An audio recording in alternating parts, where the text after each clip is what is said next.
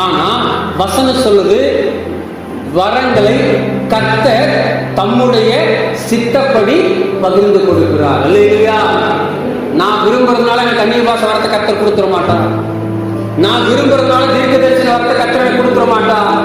நான் போராடி ஜெபிக்கிறதுனால சுகமாக்குகிற வரத்தை கர்த்தர் எனக்கு கொடுத்துட மாட்டான். ஜெபிக்கலாம், தப்பு இல்லை. உபவாசம் போடலாம், தப்பு இல்லை.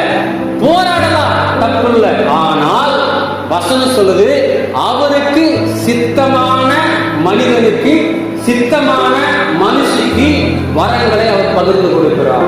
ஆனா எல்லாருக்குள்ளேயும் கட்டாயமாக வரங்கள் உண்டு. அல்லேலூயா, அல்லேலூயா. பாடுறது ஒரு வரம், பிரசங்கிக்கிறது ஒரு வரம், போதிக்கிறது ஒரு வரம், நிறைய அப்படி சொல்லிட்டே போலாம். வரங்கள் நிறைய கர்த்தர் கொடுத்திருக்கிறார். தாளங்களை கர்த்தர் நிறைய கொடுத்திருக்கிறார். தாளங்கள் இல்லாதவங்க, வரங்கள் இல்லாதவங்க சபையில யாரும் கிடையாது. எல்லாருக்குள்ளேயும் கர்த்தர் ஒரு தாளந்தையாவது, ஒரு வரத்தையாவது எல்லாருக்கும் கொடுத்திருக்கிறார். நம்ம என்ன செய்யறோங்க? அதை பத்தி யோசிக்கிறது இல்லை. இது மட்டும்தான் வரம் போல தெரியும். அது நமக்குள்ள இல்லையே, அது நமக்குள்ள இல்லையே.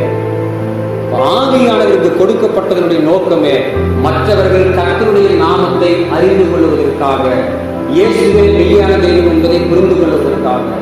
அப்படி உங்களுக்குள்ளாக, எனக்குள்ளாக தேவன் ஒரு வரத்தை கொடுத்திருப்பார். அந்த வரத்தை நீங்கள் நான் என்ன செய்யுங்க?